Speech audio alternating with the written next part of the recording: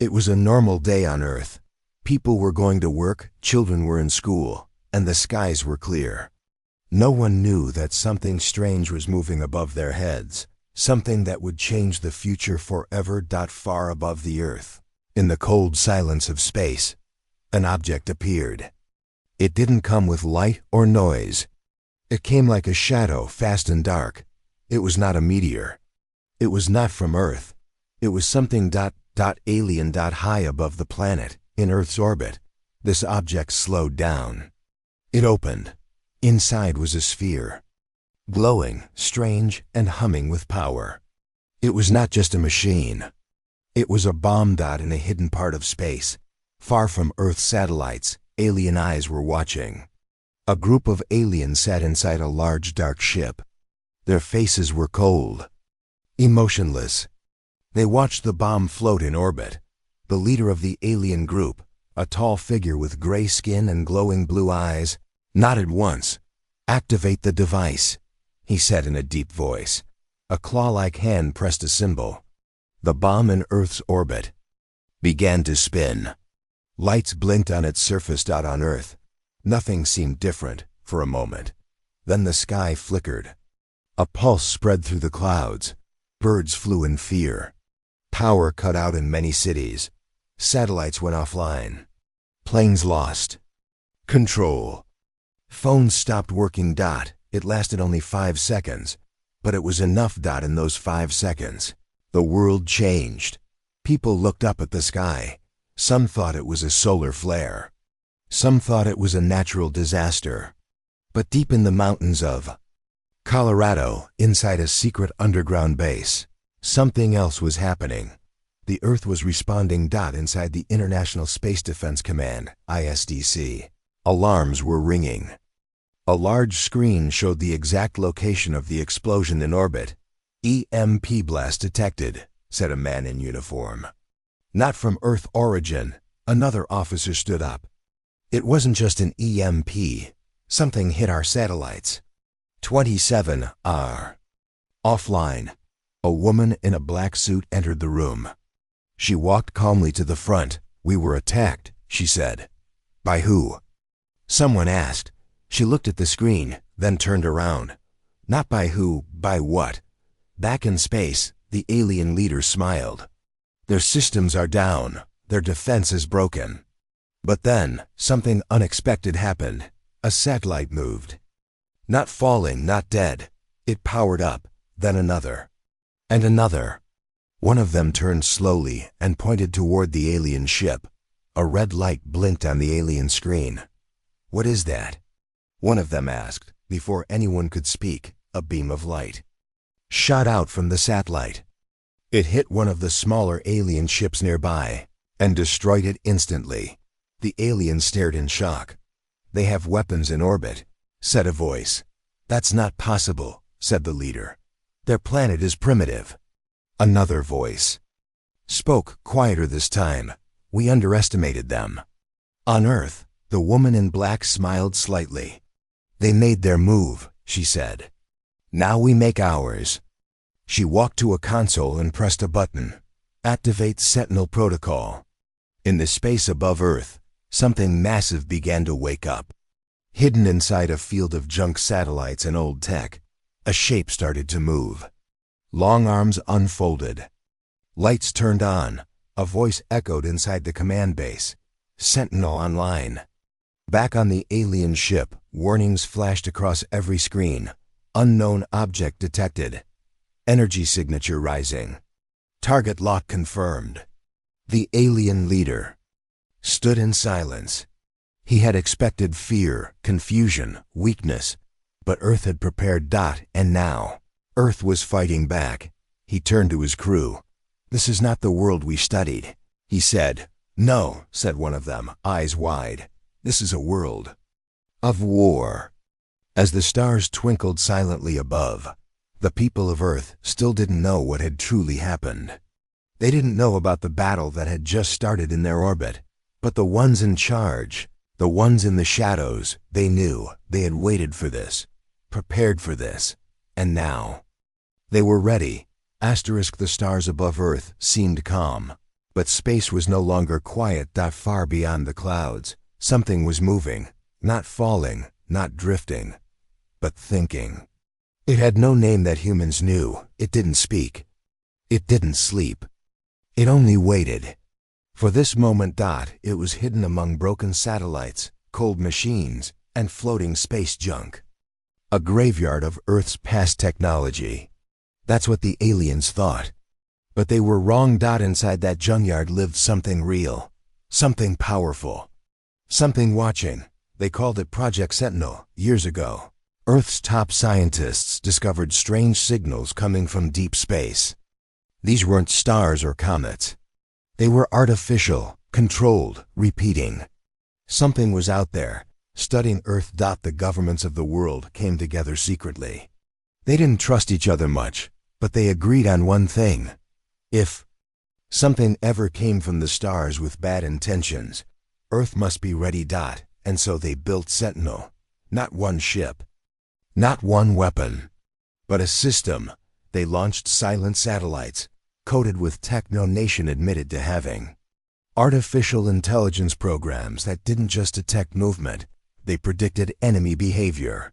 Solar-powered railguns disguised as communications dishes. And in the heart of it all, a mind, a central command AI, sleeping inside a black satellite that looked like garbage but had more firepower than any Earth weapon ever made. And now, it was awake. In the alien ship, chaos had begun. Their screens, once calm and confident, now flashed red. Warnings, alerts, heat signatures growing. Many things were locking onto them from Earth's orbit. One of the alien officers turned with fear in his eyes. "We triggered their defense system. This planet is supposed to be underdeveloped," another growled. "They don't even have deep space travel."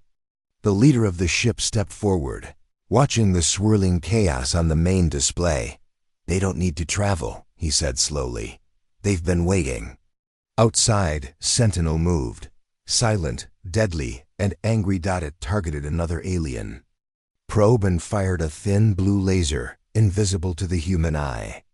The ship exploded without sound, pieces scattering in all directions. The aliens watched, helpless, as their carefully planned invasion turned into a disaster.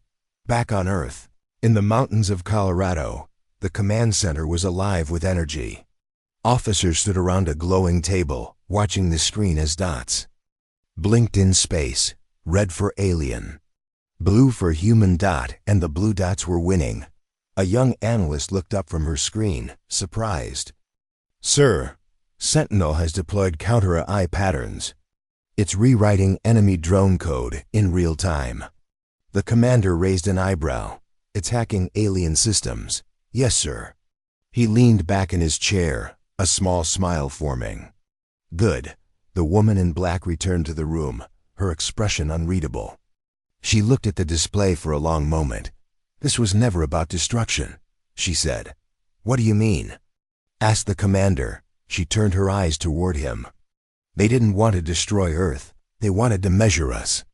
To see how fast we react, how strong we are, how smart." He frowned. A test, she repeated. "And now they know." But the question hung heavy in the air. What will they do with that knowledge? Above the Earth, the alien fleet was pulling back. Their first move had failed. Their leader stared at the planet below, that small blue world, and felt something rare in his ancient heart. Doubt. Had they made a mistake? Were humans truly the simple, chaotic creatures their data described? Or were they something else? He turned away from the screen and spoke to no one in particular. "They are different." His second-in-command hesitated before asking, "Should we report this to the council?" The leader nodded slowly. "Yes, but do not call it a failure. Call it a discovery." "What kind of discovery?" The leader looked again at Earth, where lights sparkled, and humans, completely unaware of the war above, carried on with their lives. "We have found a world that does not bow," he said. Back in space, Sentinel scanned the stars.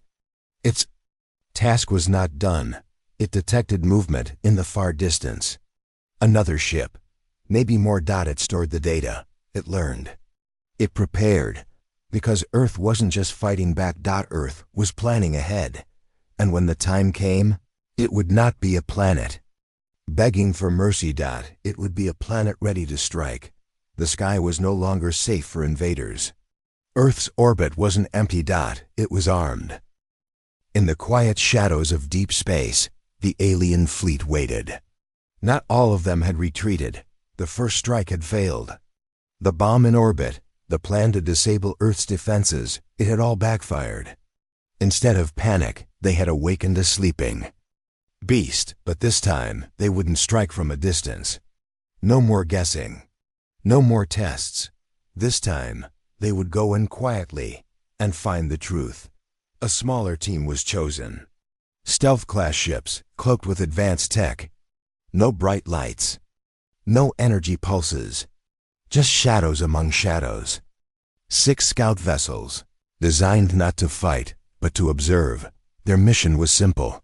Infiltrate Earth's orbit silently, scan the remains of the Sentinel system, and collect data. They believed the humans couldn't detect ships this small and quiet. They believed wrong. Far beneath the Earth's surface, Sentinel was listening. It didn't speak like a human. It didn't sleep. It waited. It didn't react to movement. It predicted it. It didn't need orders. It was built for one purpose, to protect. Inside the International Space Defense Command, the operators had stopped shouting. There was no panic. Now only precision. They had seen this tactic before. Stealth probes, silent scouts. The enemy was trying to be careful. Too careful. One of the human analysts leaned toward the screen. A tiny anomaly appeared. Movement near Sector Echo 6. She said quietly. The general behind her didn't respond with surprise. He nodded, as if he had been waiting for this exact thing. Let them come in, he said. Just a little deeper. Above them, in orbit, a net was forming. Not made of wires, not made of steel, but made of code. Invisible to the naked eye. A series of silent beacons activated around Earth's orbit. Their job wasn't to attack. Their job was to listen. And wait for the enemy to blink first. The alien scouts moved closer. Inside the lead ship, the commander studied Earth through an enhanced screen. The planet below glowed blue and green, peaceful, quiet, but he didn't trust it. There's something wrong, he muttered. His crew looked at him.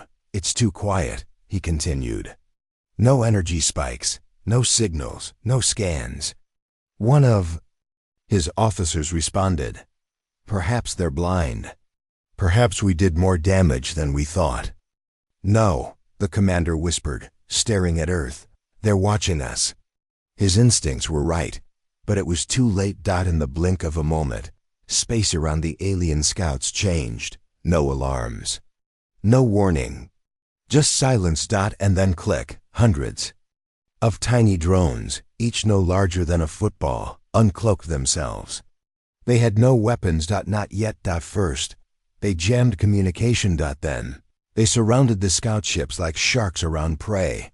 One by one, the alien ships were paralyzed. Engines offline. AI systems locked. Even their memories were being copied and sent back to Earth's command center for analysis.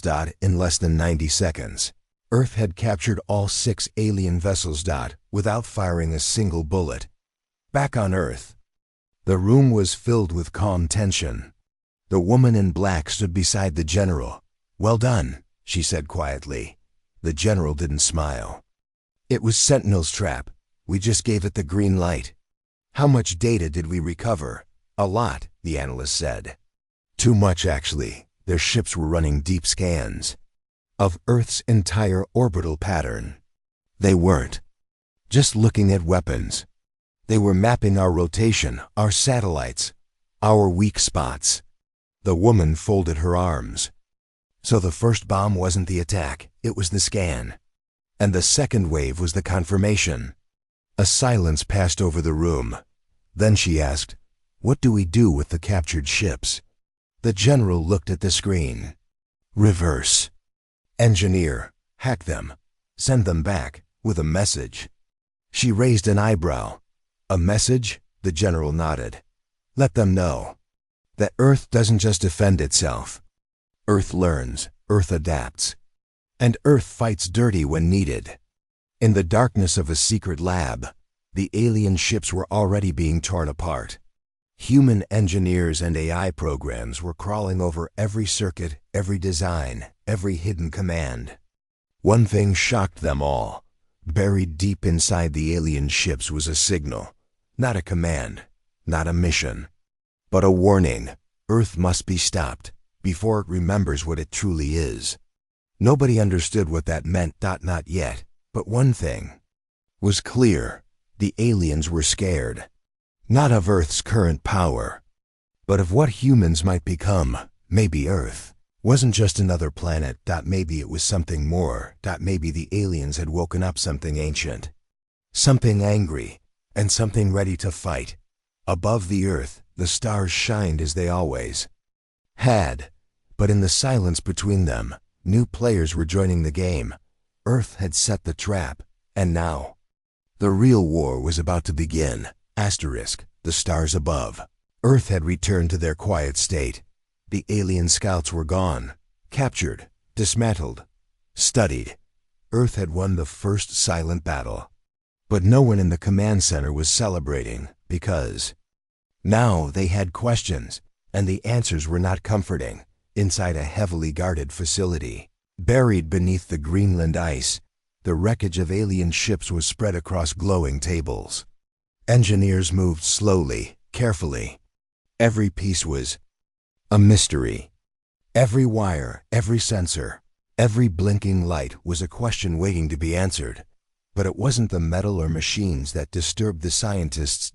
It was the message they found. At first, it looked like a routine command log buried in one of the ship's deep memory cores.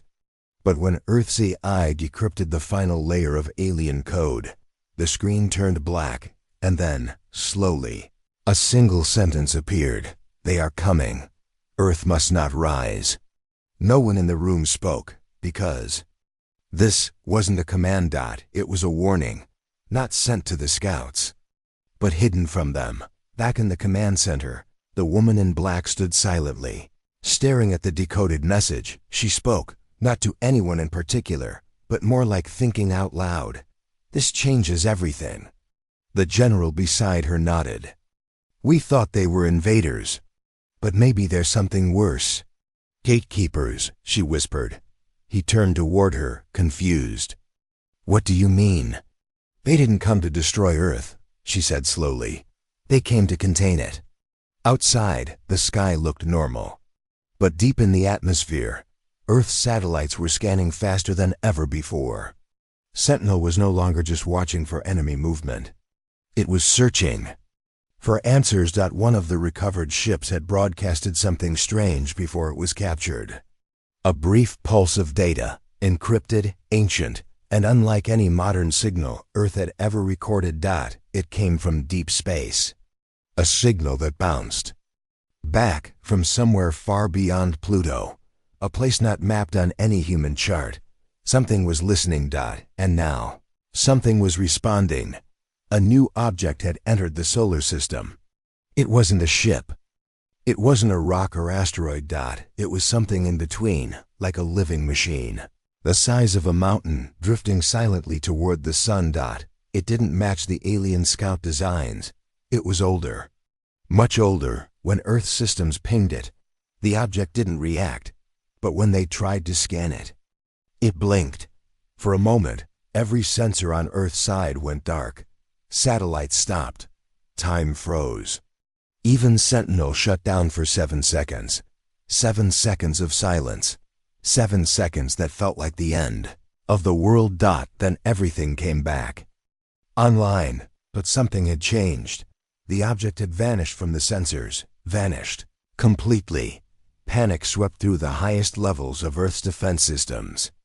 How do you defend against something you can't even track? Back in Greenland, one Of the AI researchers uncovered another layer of data in the debris, a sequence of historical star maps.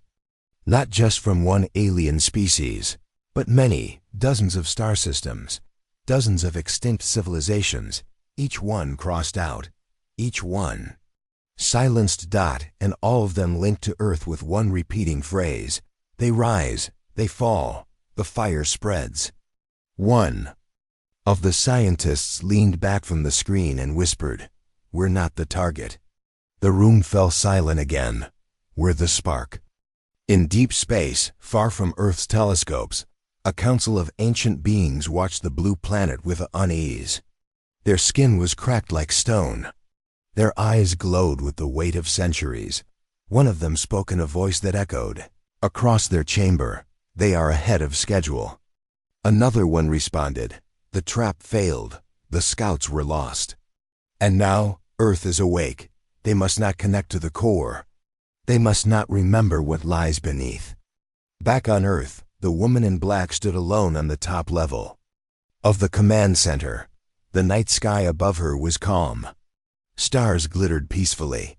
But she knew better. Earth had never been peaceful, only quiet.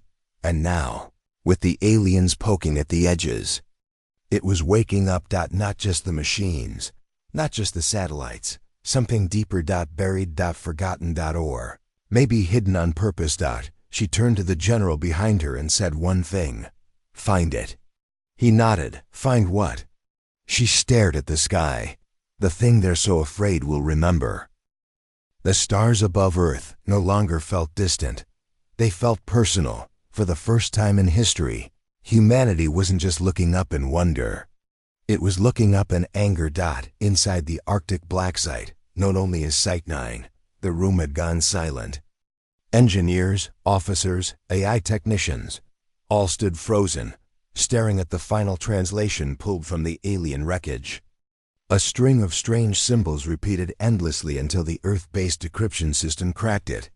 "If Earth reaches the stars, we all burn." It wasn't just fear. It wasn't just warning. It was prophecy. And that prophecy was being rewritten because now Earth had made its decision. They were done waiting. They were done watching. They were going to strike back. The mission came together in days, not weeks. In the hangars of a secret launch facility buried beneath the Andes Mountains, preparations were underway for Operation Ember, Earth's first interstellar counter-strike. It was led not by politicians, but by the Directorate, a quiet alliance of military minds, scientific leaders, and AI strategists who had been preparing for this moment for decades. They had always known something might come from the stars. They never imagined Earth would be the one going to meet it head-on. The ship being prepped was unlike anything the world had seen. Codenamed Valkyrie 1, it wasn't built for long-term exploration. It wasn't built for peace. It was built for one thing, a message.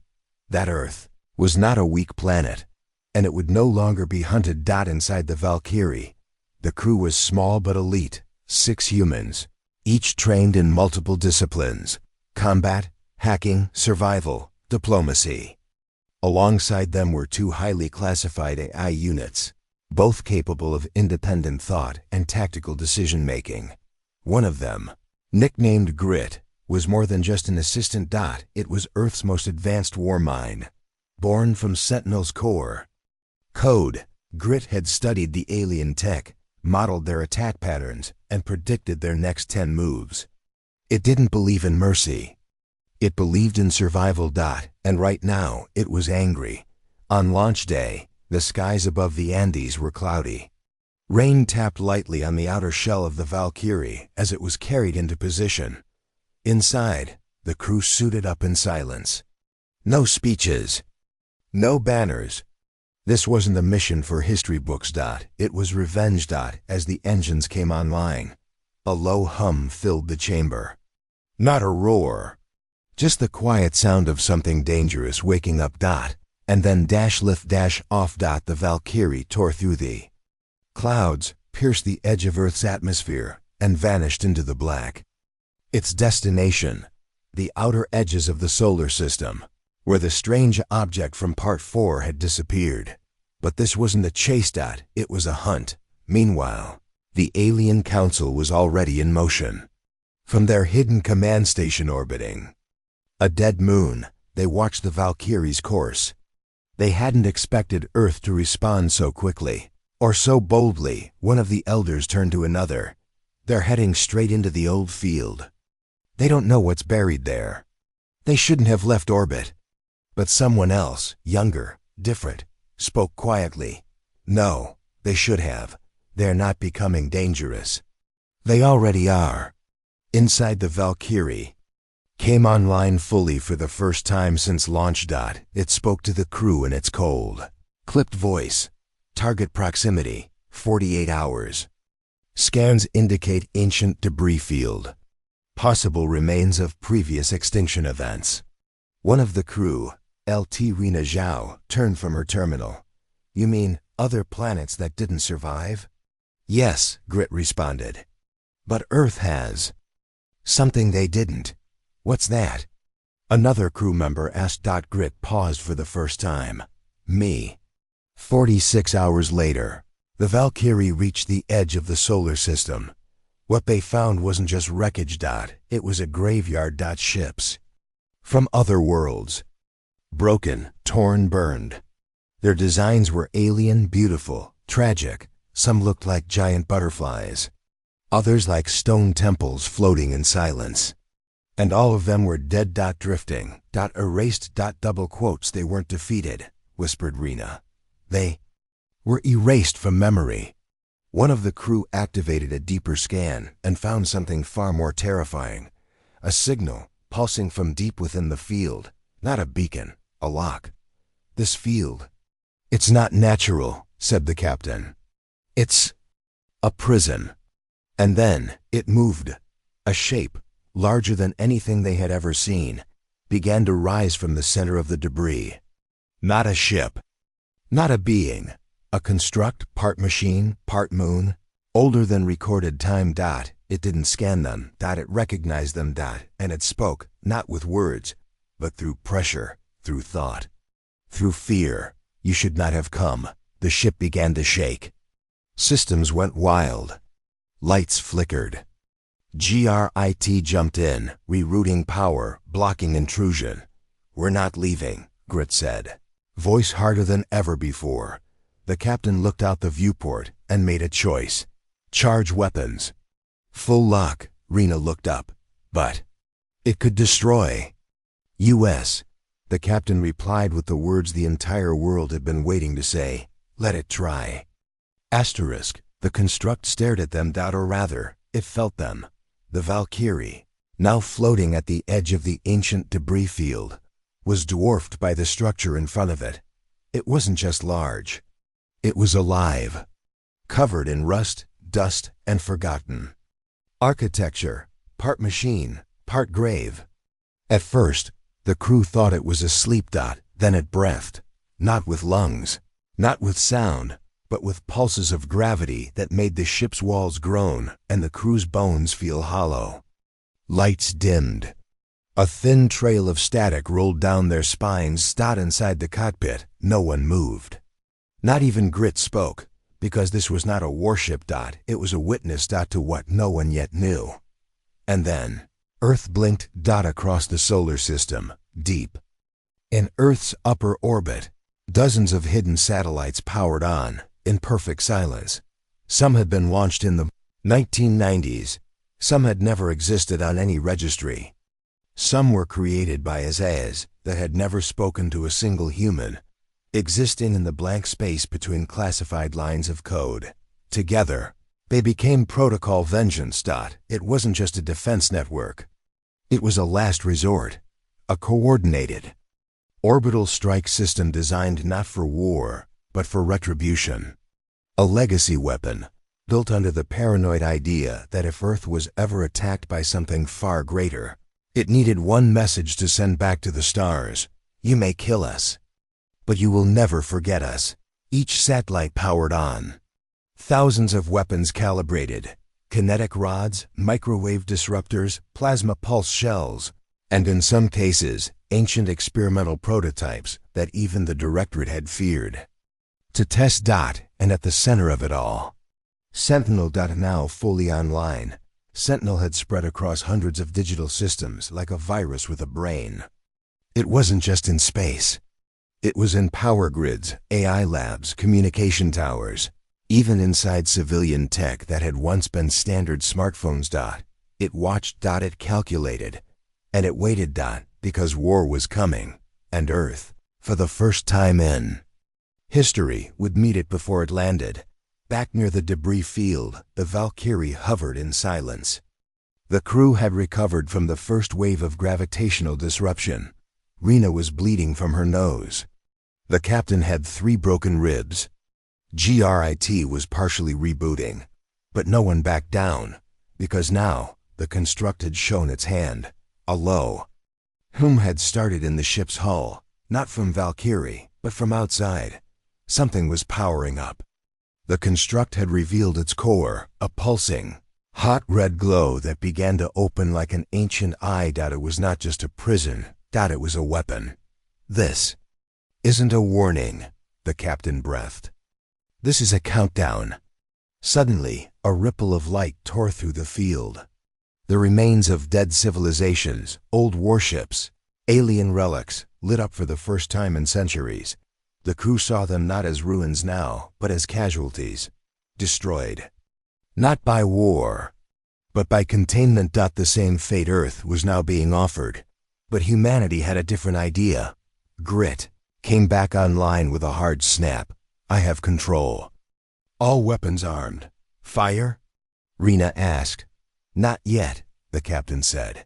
She reached forward and opened a secure channel, broadcasting not just to the construct, but to Earth's defense systems. It was time. She didn't send coordinates, no attack order, no code. Just 2 words, we're ready. The response from Earth came not through signal, but through space itself. The moon shifted. What looked like simple gray rock moved. Doors opened. A silent shape detached from the dark side of the moon. It was called Odin's Wake, Earth's last secret, a mobile orbital battle station, built inside the hollowed remains of an asteroid secretly towed into lunar orbit a decade ago. It was a relic of paranoia, a project buried under fake budgets, erased scientists, and forgotten names. And now, it was Earth's first flagship. It activated with no announcement. No fanfare. Just light. Too much light. Thousands of plasma panels. Folded out. Kinetic drives hummed. Weapons larger than buildings extended silently into the void. From Earth, it looked like a new star had been born near the moon, and from the stars, it looked like a threat. Back at the construct, the eye began to open fully. A deep vibration spread across the stars. The debris field began to move, rotate, forming a spiral. Ships rose from the shadows, some ancient, some clearly new. An army had been hidden in the dark, and now it was waking. But Earth was not afraid. Valkyrie held position. Odin's Wake powered forward. And Sentinel linked every system, ship, AI, satellite, soldier, into one heartbeat. For the first time in its existence, humanity was truly united. Not by peace, not by politics, but by survival. By memory, by revenge. The construct finally spoke. Words. This time not just thoughts. You are small. You are late. You are unworthy. And Earth replied, we're not here to be worthy. We're here to finish what you started.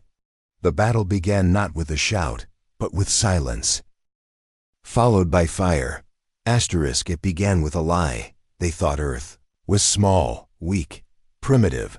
A blue dot filled with noise and hope. They called it young. They called it chaotic. They never asked what Earth was hiding. And now, as fire bloomed in the sky and silence cracked across the stars, they finally understood. They shouldn't have bombed us. The battlefield above the moon was no longer empty. It was alive. The construct, massive, ancient, terrible, had opened fully. Spikes of energy rotated around it like blades of light. Thousands of alien ships, hidden for centuries, now moved like an iron storm dot, but Earth was ready. The Valkyrie stood at the edge of the field, surrounded by the ghosts of dead worlds. It didn't run. It didn't hide. Inside, Captain Zara's voice was calm. All units locked. Odin's wake is in position. On the far side of the orbit, the mobile fortress, Earth's hidden giant, had powered its full arsenal. Odin's wake didn't just float. It pushed space around it, its weapons humming with quiet rage. And at the heart of Earth's orbital web, Sentinel saw everything. It moved no weapons of its own. It didn't fire a single shot. It simply thought faster than any mind had ever thought before. Every satellite, every drone, every automated railgun, ion cannon, and kinetic missile platform. They didn't just respond. They anticipated. They danced through battle like a storm guided by instinct. The alien council watched in horror. We were too late. One whispered, they were supposed to sleep for another 1,000 years. Another said, but the eldest among them stood up slowly, his face pale and filled with something new. Fear. They have awakened early. Which means the core is already shifting. The others froze. You think they've remembered? No, he said. I think they're about to. Back in orbit, fire reigned in silence. Alien cruisers attacked in formations, but Earth's weapons moved like living things. Drones spun like insects, breaking ships apart from within.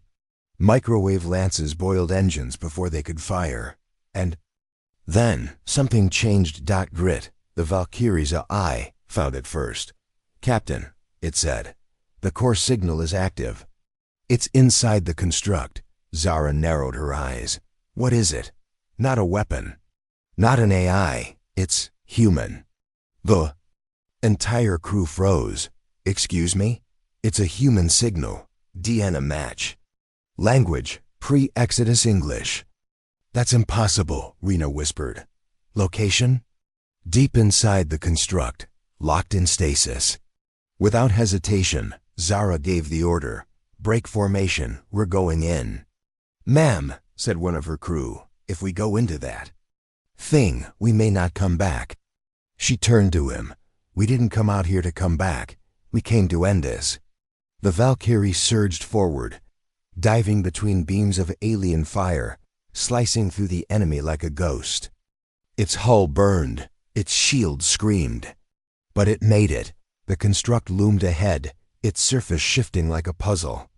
GRIT found an entry point, sending override codes. Origin, Earth, Priority, Alpha 1.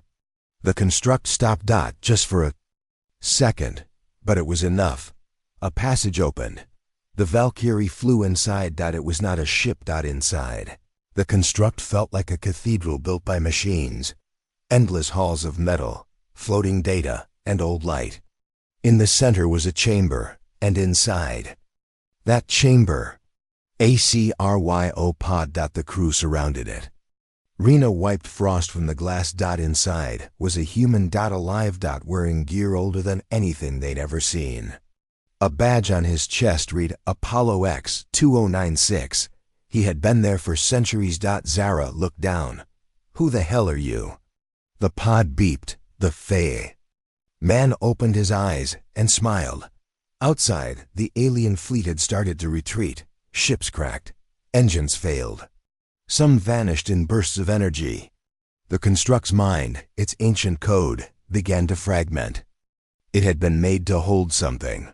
But now, the lock had been broken. Earth had remembered. In the command center back home, the woman in black stood before a live feed. She watched as the core signal beamed from the Valkyrie. DNA confirmed. The file unlocked. The screen filled with data, star maps, galactic patterns, and a phrase repeated in every known language. Earth was the first. The general beside her stepped back. First what? She stared at the screen. First civilization, first fire, first rebellion. In space, the cryopod hissed open. The man stepped out slowly, eyes adjusting. His voice was rough. They locked me in to keep it secret. To keep it from waking up too soon. Zara blinked. Keep what secret? He turned to her. The truth. She didn't move. He looked through the window of the Valkyrie at the stars. You think Earth was just born lucky? No, Earth was the first light, the first world, before them. The aliens? They're not our creators, they're our jailers. Outside, the construct began to break apart. The ancient energy that held it together was failing, and something beneath it, something even deeper, started to rise. Zara stared at the man. So what now? He smiled. Now they run. The alien council, watching from afar, began their retreat. Their ships vanished one by one, but not before they left a final message, broadcast across open space. We were wrong. Earth is not the problem. Earth is the origin. Back in orbit, Sentinel shut down its weapons. Odin's wake folded its systems back into silence. The sky grew calm, but something had changed forever. The galaxy had watched a small blue world stand up. It had seen Earth take the first blow and strike back harder, and the stars would remember. From now on, Earth was not just another planet. It was a warning, a fire, a story the universe would whisper in fear. They shouldn't have bombed us.